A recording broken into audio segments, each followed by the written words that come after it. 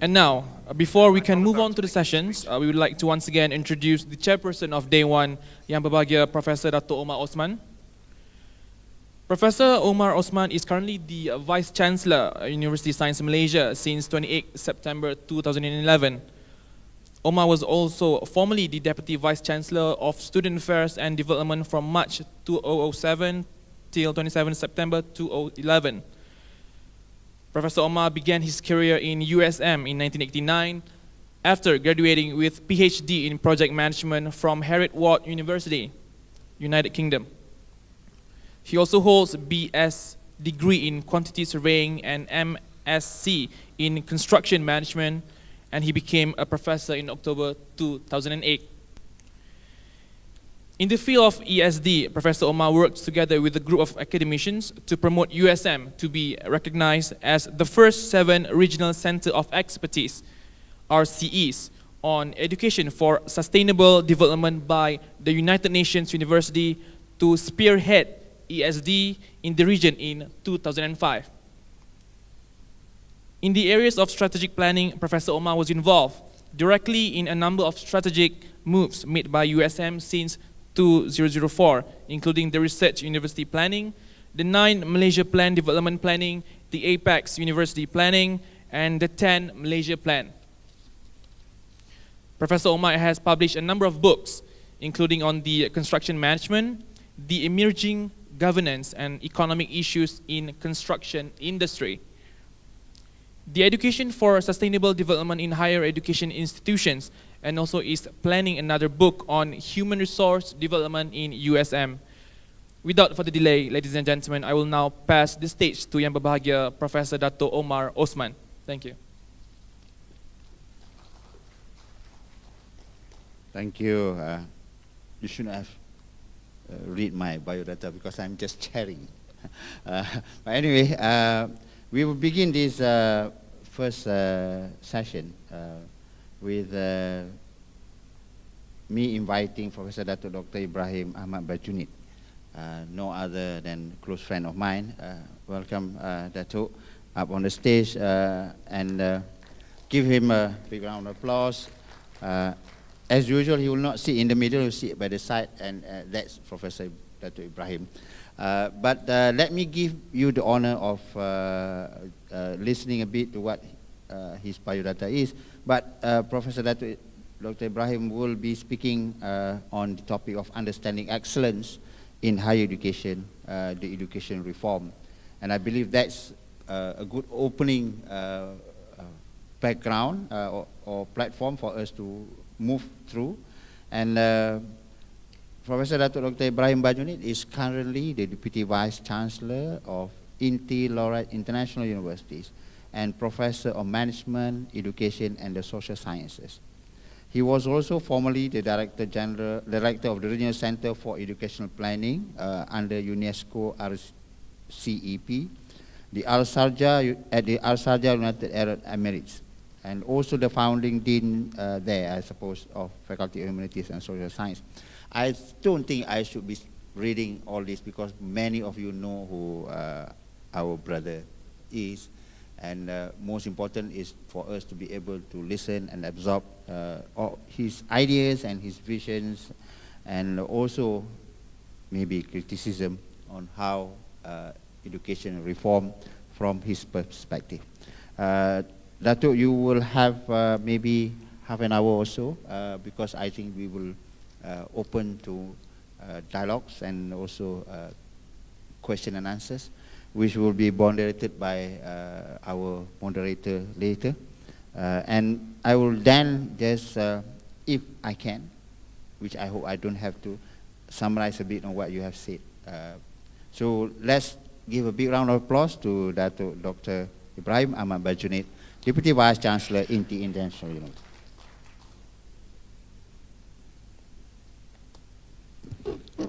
Professor Dato Omar Osman, Chair, distinguished colleagues. In the short time that we have together, let us share some ideas which we should revisit from time to time. I have about 10 central ideas I would like to share with you. so that we can go deeper, wider, and understand. Most of us have gone through the journey of the development of higher education in Malaysia and the journey of excellence. But when we talk about excellence and higher education in Malaysia, we are really talking about writing and rewriting the story of us. Who are we individually? Who are we as a community of policy maker or a policy community of practitioners in the higher education field? And how do we take our understanding of our location in the sweep of educational history? Do we turn up during conferences like this? And there are so many conferences like this, you know, day after day, week after week, and then we run on the spot and we don't go any further because we have not challenged ourselves to write or rewrite our educational history, and specifically our higher education history. So the 10 points I want to raise are really about us and where we came from and where we should go. First, most of us are first-generation academicians. It's only the very fortunate few who are more than the first-generation academician. And there are a few of our politicians who are second-generation politicians or so. And also, most of our rich are also first-generation rich. And most of our power people, except for the royalty, are first-generation. Now, first-generation scholars have to understand the tradition of scholarship, and very often they begin from zero. However, in Malay society, many of the so-called scholars, they had origins of the pondok education with the ustaz and ustazah.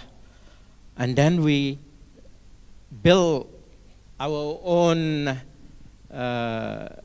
identity and define ourselves in fact and fiction. Sometimes other people fictionalize us, especially when they introduce a lengthy introduction, but you didn't, so that's fine. We fictionalize ourselves, or other people fictionalize us. But the point is, most of the leaders in education are either institutional leaders who grow to give ideas, or some of them are policy leaders. Now, in order to write and understand our history, we have to understand whether our origins were institutional leaders, and then we move into the policy-making community stretched over time, or we are the one-off person in one kind of committee or another kind of community. And whether we develop anecdotal understanding of the development of education in Malaysia, or we really develop an understanding of the epistemology, ontology, axiology, and the various philosophies of education. So the writing of Malaysian educational history and Malaysian higher education history, and where the quality journey is located in that history, has to be understood. For instance, take me. I was involved in the establishment of the Malaysian Education Staff Training Institute, or later known as the National Institute of Management and Leadership, or Institute Aminuddin Baki. At one point of time, especially during the time of Mr. Yang Berhormat Anwar Ibrahim as the Minister of education, and he was very passionate about education. He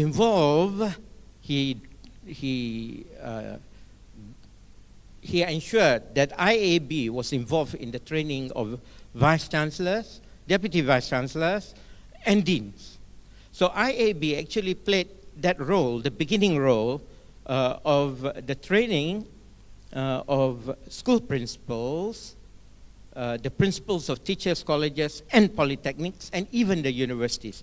So it was defined as institutional leaders, system leaders, support staff, and even higher education leaders. And ACAP later on came into the picture, the Academy Kepimpinan Pendidikan Tinggi. But nobody makes the connection.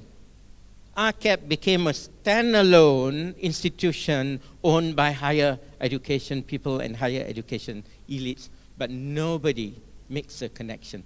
Why? Because when, for that short spell of time, the two ministries were established, then there was the growth of a new elite. And this new elite in higher education were actually mainly from the universities. Earlier on, the elites under the Ministry of Education were right across, and for every cabinet meeting, the directors of education and the vice-chancellors were sitting side by side, and they began to understand problems at the preschool level and problems at the higher education level, and they communicated. And it was a kind of loosely formed community of policymakers and community of practitioners which were one collectivity. But most of the elites in the Ministry of Higher Education later were separate, and they could never make the two ministries meet.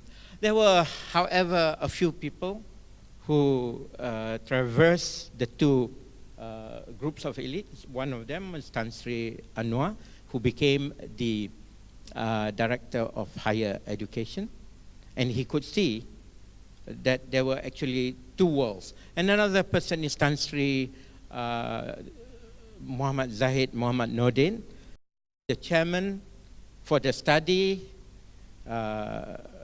reform and recommendation of higher education in Malaysia, and Tan Sri Koo Kek Kim was in the committee.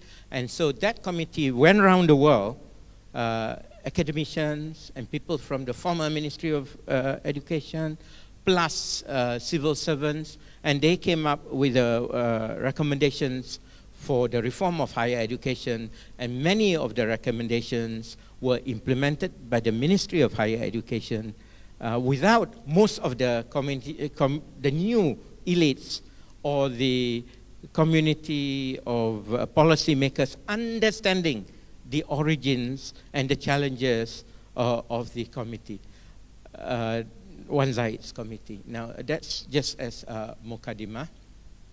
The 10 points that I want to raise are, first, we have to understand the history. And we have to understand that the origins of our educational philosophy, and I'm not referring to the philosophy of education, which is only a statement of the philosophy, but I'm referring to something deeper, something which doesn't really come out, but it exists there, the epistemology, ontology, axiology of the philosophy of education. But in sum, our model of education at the university level is the Oxbridge model, clear. University Malaya was modeled after Oxford and Cambridge. And of course, from Raffles in college in Singapore, etc. And then our Ministry of Higher Education, our Ministry of Education, which later we had the Lembaga Akreditasi Negara, and then the Malaysian Qualifications Agency. Well, there is a differential, and Tan Sri Abu Hassan, congratulations for being the chair of the MQA. But the origins of the MQA here, or in Britain, was actually the Inspectorate of Schools, among the most revered, respected of the quality organization in British Commonwealth, was the Inspectorate of Schools. The inspectors of schools were the auditors in yesteryears, and they are actually the chief auditors here. So there's a link between the Inspectorate of Schools and Lembaga Akreditasi Negara and the Malaysian Qualifications Agency, which has now its own reality. And we have, of course, the Lembaga Peperiksaan Malaysia. The Examination Syndicate Malaysia and then the Examination Council, most of the leaders here were involved in the Examination Council at university level. The origins were really the Cambridge Examination Syndicate. And our knowledge transfer was actually the knowledge transfer of the dominant Western world knowledge encapsulated in the thousands of examinations offered by Cambridge Examination Syndicate to Commonwealth countries and to Malaysia. And so, especially in the sciences, in mathematics and physics and biology, etc., the foundations of our curriculum were actually from the British-based Cambridge Examination Syndicate until Tan Sri Umar Hashim. He was the director of examinations. He was the one who took over, and there was a transfer, not just of the body of knowledge, but there was transfer of the institution of the Cambridge Examination Syndicate to the Malaysian Examination Syndicate. Now, together with that, at that point of time, Tan Sri Asya Abu Sama, together with Thorsten Houston, the leader in international education for mathematics and other things, which now have involved in TIMSS and PISA and PEARLS and other international comparison studies, comparative studies. So Tan Sri Asya, as directed by Tun Hamdan, together with a group of people, went over to Guyana, and then they came back and they established the Curriculum Development Center. And so the transfer of knowledge, which was British-based, Oxford, Cambridge, was completed by the Examination Syndicate coming here, and then the Curriculum Development Center was established. You know, there was really just the tinkering of the curriculum, nothing global, until Tun Musa Hitam became the Minister of Education, and he drove the primary and secondary curriculum change. And that was the first time in our history where there was a total change and a total reconceptualization of what our curriculum was at the school level. Meanwhile, we only had the University of Malaya, and with the nationalistic struggle and with the drama of everybody being the leader in so many of the subject fields, then we established University Kebangsaan Malaysia, and then University of Science Malaysia. And the model, the simplified model was the College of Agriculture became the University of Agriculture, the College of Technology became University of Technology, and Penang University, Science Penang, and the nationalism drive of using the Malay language as a national language at the apex of Malaysian nationalism is UKM. But then, all these organizations went their own way and nobody could touch them. They did their own thing, and the Senate is the governing body of all these organizations. There was no private universities. Many Chinese were leaving the country. Many Chinese who decided to stay here decided that they must be committed to create opportunities for the Chinese and Indians who didn't have opportunities in higher education. So there were edupreneurs who emerged. There were two kinds of edupreneurs. The first edupreneurs, the first group was go into the private sector and make money. And some of these edupreneurs have now come from abroad. Go into the private sector and make money. But there was the other kind of edupreneur, the edupreneur who had a social mission of giving opportunities for those who would otherwise not have the opportunities. So we have another parallel line of story yet untold. In the middle of all this emerged non-governmental organizations, powerful ones, including the president of NAPAI is here. NAPAI and MAPCO became the two pillars of private education leadership to ensure that there is quality delivered by private education institutions. But something else happened. Where I'm working is INTI. Right now, INTI is sold to the Americans. So it's now INTI Laureate International University. Right now, I see a very exciting, as yet untold story and as yet unarticulated, not fully understood story, and I'm in the middle of it. Chinese entrepreneurship and the Malay regulatory compliance powerful body, Ministry of Education, Ministry of Higher Education, MQA before it was LAN. And then the American big thinking, mega, powerful thinking of Donald Trump kind of thinking. Now, so Laureate came in, and Laureate exists in 30 different countries.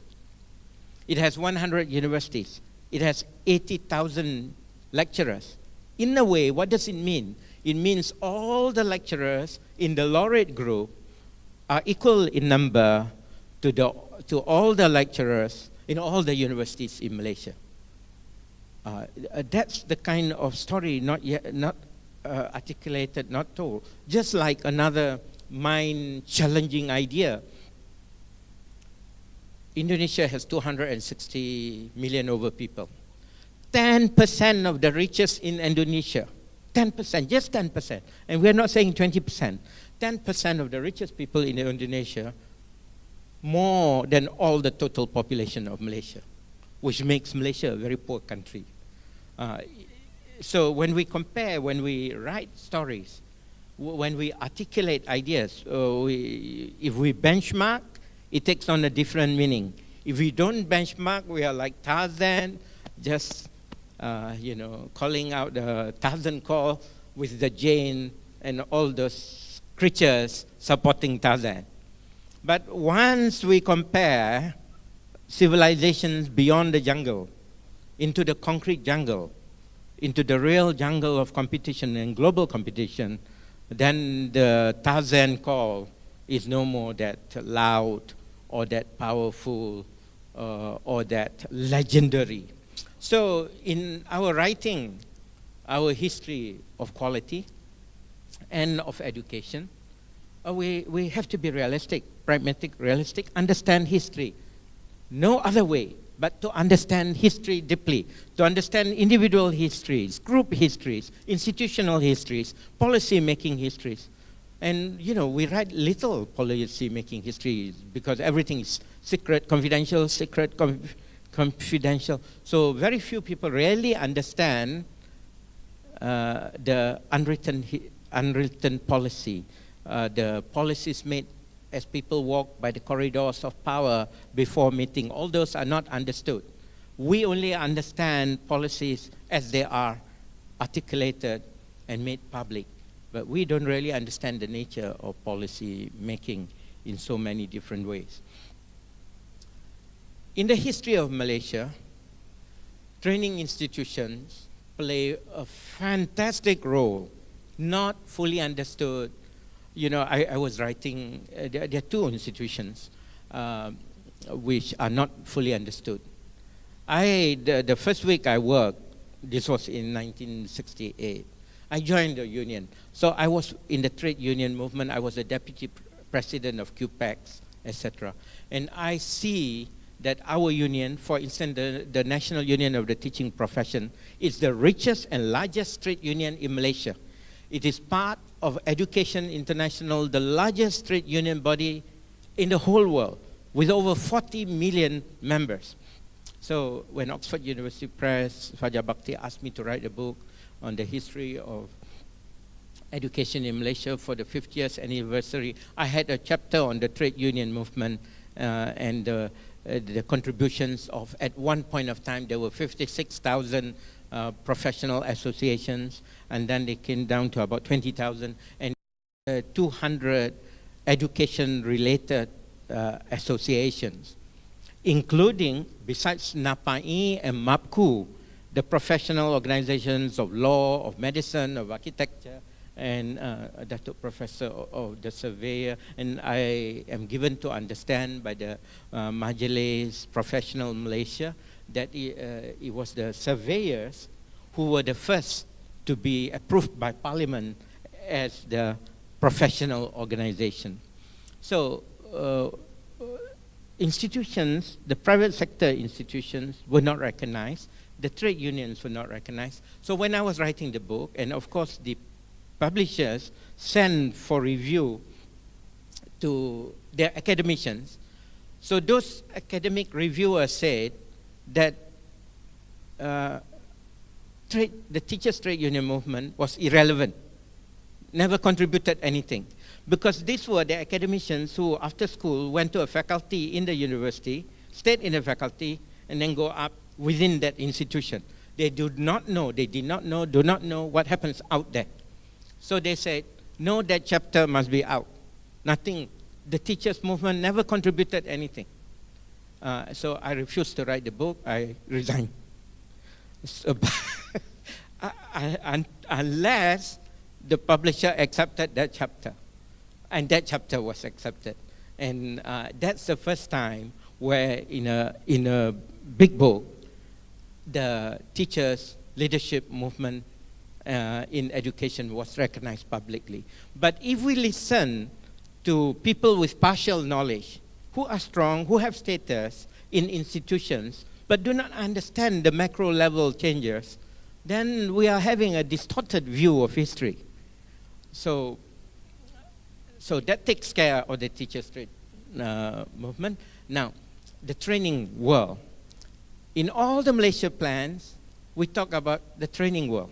Training. There are over 80 training institutions, great training institutions, among the world's best. And INTI is one of them. And besides INTI, there are other training organizations. And Mampu really brought turning point changes in Malaysian administrative history. And just by the way, but this is significant, one of the reasons we are strong is because of the Oxbridge tradition and also the public service tradition. We inherited from the British the general orders, how to manage the nation generally, and the financial general orders, and we improve on the general orders and financial general orders, and for so long in the World Competitive Report, Malaysia has always been among the top 10 in the world during the last couple of years. Because the British made all their mistakes everywhere in the Commonwealth, and they encapsulated best practices, and we accepted, adopted, and improved upon the best practices. Not just the Cambridge examination or the inspectorate, but the best practices of management. So we have Mampu, we have INTI, training organizations, and these organizations actually supported the growth of higher education in so many different ways. The Malaysian Institute of Management, the Malaysian Institute of Human Resources Development, they were offering and training so many people at certificate, diploma, and later on degree and master's level before MQA, LAN, and all the rest came into the picture. And they were accepted by industry. Now, I often joke, and this joke is partly serious and partly not serious. It is better, it's more powerful to be the Minister of Human Resources than the Minister of Education. Again, that statement is controversial depending on the criteria that you are focusing on. If you are focusing on numbers, there are only about 5 million school children and there are 13 million workers. School children are involved for 11 years of schooling, but the workers will stay on to 35 to 40 years. So if you are the Minister of Human Resources and you are imaginative and you are committed, you believe in lifelong education, you have 13 million people for over 35 years to influence. And it's a very exciting enterprise, as yet not told. Now, within the Human Resources Ministry and several other related ministries, there are also the quality agenda and the training agenda, which leads to, and here is the point, we have to move our understanding, our paradigm, our mindset regarding traditional universities and non-traditional universities. I was involved in the early group of the establishment of University Tun Abdul Razak, which lauded itself as the first virtual university in the Commonwealth. And the early leaders of the Open University, Wawasan University, even Asia E University, came to see what University Tun Razak did. And also one of the leading universities in the world in terms of distance and e-learning, Walden University, came over to see what University Tun Razak was doing, which was virtual online instructional support system. And that virtual online instructional support system has standards for all the materials which are offered by distance learning and by e-learning. So the question of quality and standards already exists at the national and international level in those institutions. And now we have seen the growth of Open University as one of our pride, and VC is here, and Wawasan University, and Asia E University. Now, that's one model of a university. And then we have the traditional model of a university. And then we have the Lim Kok Weng model of university, which is a boutique university. And now University Tun Abdul Razak, which has rebranded itself, considers itself a boutique university specializing on higher level focus on certain disciplines. And we have established, but not taken off yet, the royal, but the term royal will not as yet be used, the Malaysian University of Islam, University Islam Malaysia, which is in Cyberjaya, opposite the Multimedia University, behind Lim Kok Weng University. So this university is a postgraduate Islamic university which has its own philosophy, etc. So we have that kind of university. So there are actually 6 different models of higher educational institutions, from the traditional University of University Science, University Malaya, to the boutique university, and in between we have all kinds of things, including the consortium kind of university, Universitas 21. Now coming back to where I'm working, it is an American consortium of universities, 30 countries, 100 universities, and the chancellor is President Clinton. Why? Because American university is global. And we had to struggle and fight, and very happily, it's decided, it's approved. Tan Sri Ashad Ayub will be the chancellor of INTI Laureate International University. And it's a difficult challenge to make foreign campus, there are 2 kinds. We have the foreign campus universities of Monash and Nottingham and all the rest, and we have the INTI Laureate, which is not a foreign campus, it's a local university bought by the Americans. So we have this other model, and it is not easy. It is not easy.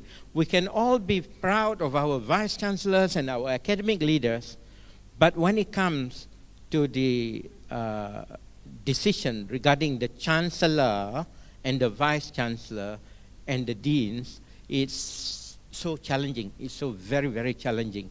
And so we have to understand the realities out there. For instance, in my own university, the Dean of Engineering was working in NASA for over 20 years. And the Dean of Business has also served internationally. And when we talk about quality, we must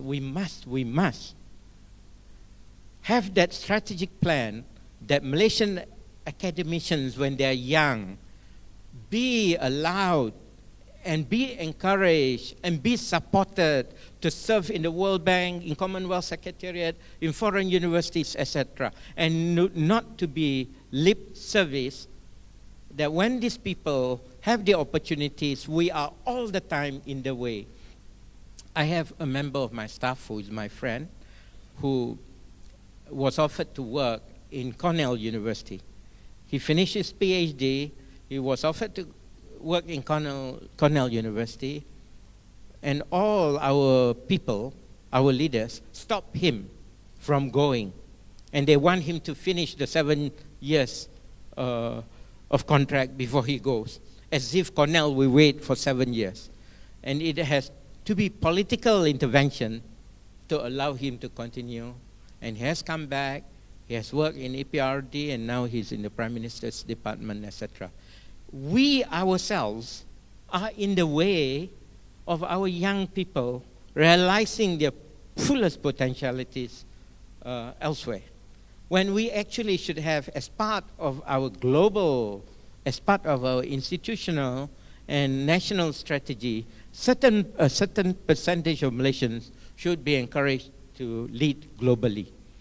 There are some Malaysians on their own, they know that they have no prospects in Malaysia for promotion, so that they went to the Commonwealth Secretariat and then to the World Bank, and they came back as representatives of the World Bank, lending Malaysia money and lending the countries of ASEAN money, when if they had stayed in Malaysia, they would not go even beyond Professor Madya to professorship. But when they went abroad, they excel. So the notion of excellence is excellence beyond our sector and excellence beyond our institution and excellence beyond our national boundaries. So the government is now just beginning to be very open, where some academicians, Tan Sri Anwar, was almost there, but he didn't quite go there.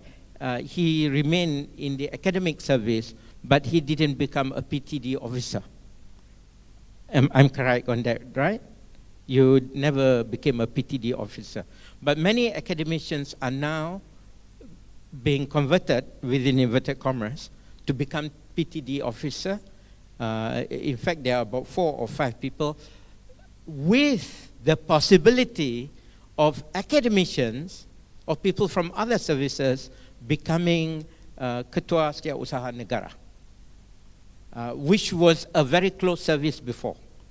So now, once, for instance, our leading colleague, the Vice-Chancellor of UTM, and formerly also another Vice-Chancellor of UPM, they have become PTD officers with possibilities open, which means that the knowledge people are beginning to be recognized. And all these people have fought for excellence in their various institutions and also in the education sector. I've spoken about history. I've spoken about the links with the British. I've spoken about training organizations. I want to touch very briefly on vision. It was Vision 2020 which opened many doors. Vision 2020 is something intangible, although we over-talk about Vision 2020. There are relationships between Vision 2020 and excellence and higher education. When we set the vision that we want to be a developed nation, together with that vision comes all the demands that we must have that quality and quality of life and high income economy and the knowledge economy that developed nations have. And so, with Vision 2020, we open up many possibilities, including which ideas drive the world.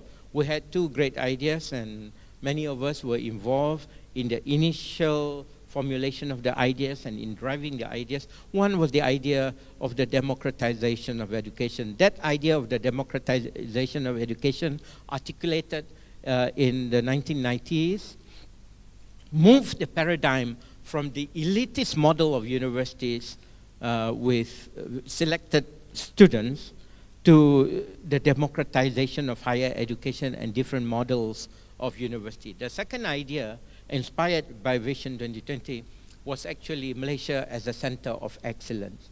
From that big idea, there are all these little centers of excellence which we are celebrating almost every year, and each of the universities at the individual, at their levels, are driving the excellence journey.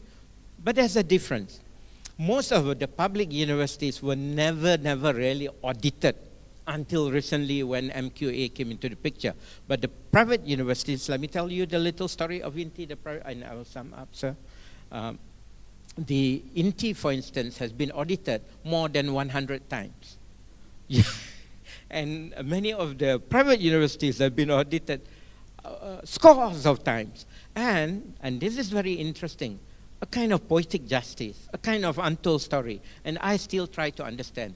I look at a young man in a public university, and I try to see who mentors, who coaches, who helps that young man grow to become a fantastic academician. And I look in the private sector university, actually, it's not the people here who help the young private sector academician grow, but because they partner with so many universities abroad, including excellent universities, including top universities in Britain and UK, the private sector academician in the margins of educational development actually grew, mentored and coached and counseled by partner university academicians. And they have so many opportunities to grow. And at the end of it, if you take the career span of an academician in a public and private university, you find that there is a kind of leveling and equalizing. And yet, untold story, many more exciting things. When MQA does its audit, it is not just the MQA panel, it is also the professional societies, architects, surveyors, and all the rest. So that's another body which brings about changes. And finally, and there can never be finally, because the story of us as a group and the story of us as individuals is not yet fully told. Thank you.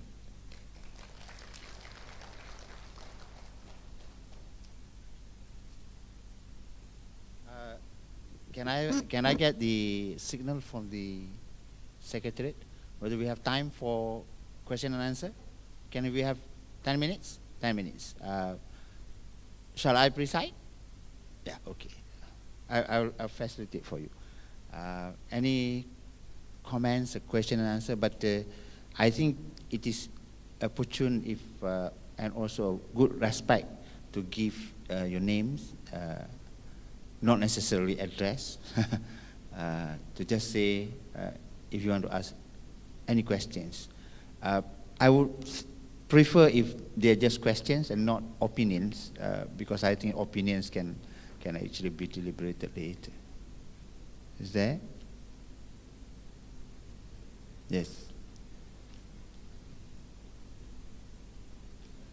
Yeah.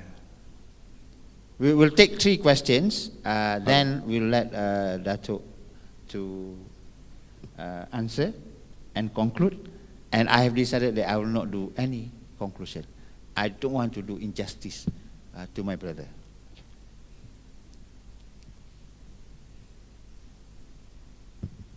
Hello, Mr. Chairman.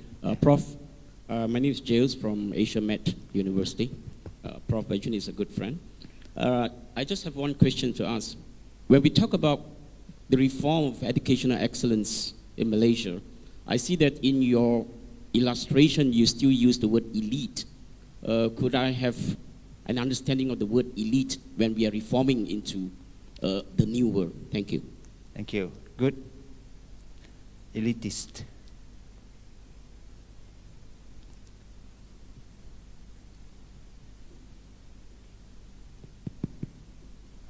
I can see. Yes. Another question?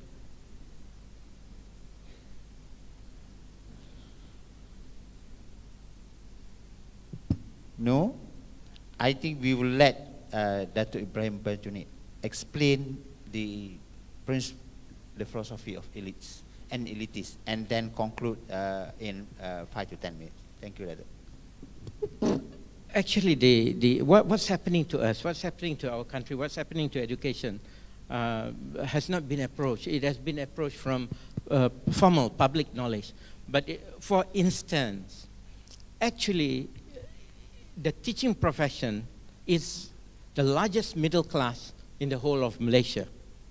We have 400,000, actually closer to 500,000 teachers, but not including teachers at the state level. But if you take all these things, the transformation of the country has been actually driven by this middle class. So the sociological concept of the middle class, socio-economic status and all the rest, have not been applied to our understanding of schooling and higher education, etc. At one point of time, we were talking about the aristocrat and the proletariat, depending on the language that we use. My own doctoral thesis was on the elites. And the elites, by definition, are people like yourself. But I was focusing on the educational elites. And I discovered that the educational elites were also the religious elites. Some of them were also the political elites. But my study, you see, the study of elites is actually very political. It's mainly the political elites with ideas of Marxism and Islamization of knowledge and the Islamic State and whatever you want to have. But one of the best studies is by Wright Mills on the elites in society. Now, most of the decisions made in moving Malaysia forward were decisions made by the elites, not the masses. We have not listened to the masses. We pretend to listen to the masses. But then if we listen to the masses, I'm writing an article on hazy public intelligence. Hazy public intelligence. I'm using the notion of the haze. There's so little public intelligence and public scientific know-how on the haze, on nuclear fusion and fission and all these other things. It is actually the elites. One example, when I was studying abroad, there was all these studies that people who live settlements near the high voltage area, most of them were having a very high percentage were having leukemia. When the matter was raised here, the minister responded and said, the voltage in Malaysia is low, there's no problem of leukemia. Period. End of story. Because we don't have the knowledge elites in the specialized field to go on. In another case, a religious case, the issue of female circumcision was raised here, and the minister concerned said, that issue in Malaysian Islam is settled. No more talk about it. So, end of story. So here, the elites have never had their voices heard publicly. But those elites in the corridors of power will have their voices heard publicly. But lately there has been a change with more of the non-governmental organizations coming up, led by highly educated people. So we now have the environmental movement, led mainly in the early days by the Forest Research Institute, Sahabat Alam leadership, and many of these NGO leaders, they were the same elites. They were the leaders of Sahabat Alam, They were also the leaders of the Consumer Association of Penang, and they were leaders of similar organizations, and they brought knowledge from different fields to the public arena in small professional organizations, which are now slowly becoming organizations of civil societies. Everywhere in the world, they are now talking about changes being driven by politicians, by the public sector, captains of industry, but right now, changes worldwide are beginning to be driven by civil societies, including in Malaysia. So all these various societal organizations have at the of their leadership many highly educated people who are elites. So we can talk about the religious elites.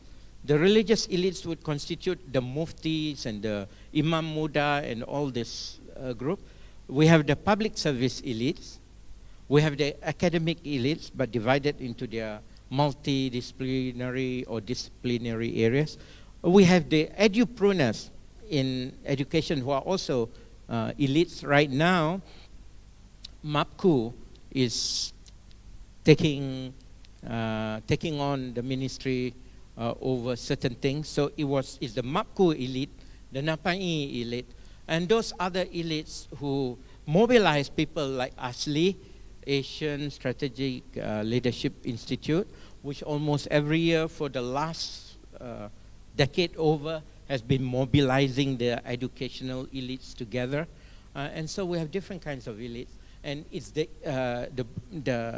important thing is this: it's actually the elites who change society. It's actually the elites who drive the masses to go and demonstrate and all the rest. And don't forget the media elites. Oh, the media elites, the damage they can do, and the good that they can, the damage they can do, the damage they have done, and the good that they can do if they so decide to focus on the good, on something constructive rather than destructive. So there are many concepts in the social sciences and in the humanities which have not come to be applied to our understanding deeply, profoundly, broadly of the development of education and higher education in Malaysia. I'm one of those, and from what I know, I'm one of the few who writes about the elites in higher education and the elites in the Ministry of Education. I write about it because I'm a witness to history. I'm a witness to the change. And I'm also a participant. I was in the Ministry of Education. I was in the post-cabinet meeting. And then I see what happens. And I see, for instance, when you have the Ministry of Higher Education, the elites in the Ministry of Education became second-class elites, not able to sit at the same table or have discourse with those elites in the Ministry of Higher Education. And now there is leveling back. I do not know what's going to happen, but I'm sure Tan Sri Anwar understands what I'm talking about, because we were in the same committee, and in his case, he transverses in both. Tan Sri Wan Zaid, Professor Kuke Kim, and all the rest. But some elites, they stay in their enclaves. They don't cross over.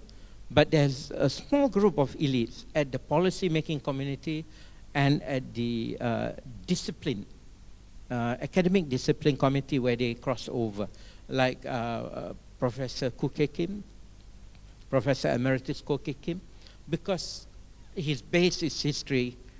He is right across, before, now, forward. But for those who are very discipline-based, just one discipline, nothing beyond their discipline, is in their silo. They may be the elites in that discipline, they may be the leaders in the discipline, but they are not leaders in the social change agenda. Thank you very much.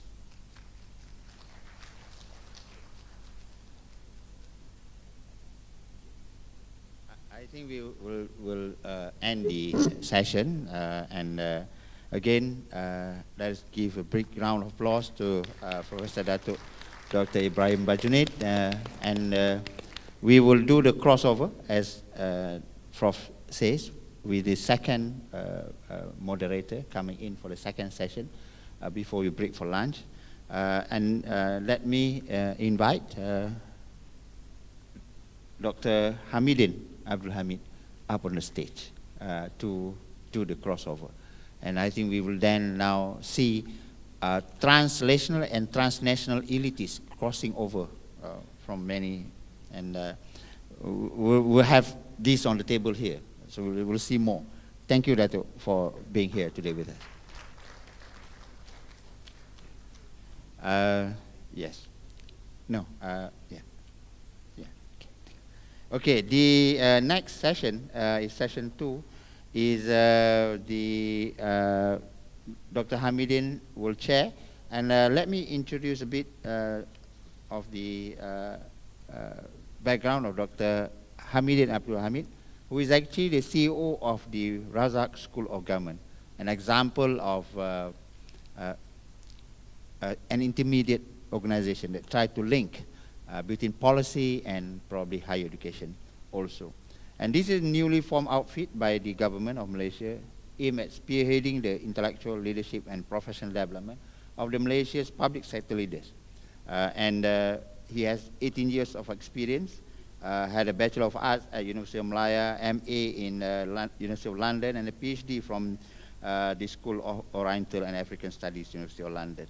And give Dr. Hamidin a big round of applause. And I do apologize for any shortcoming of mine presiding over or chairing over the first session. Thank you. Assalamualaikum warahmatullahi wabarakatuh.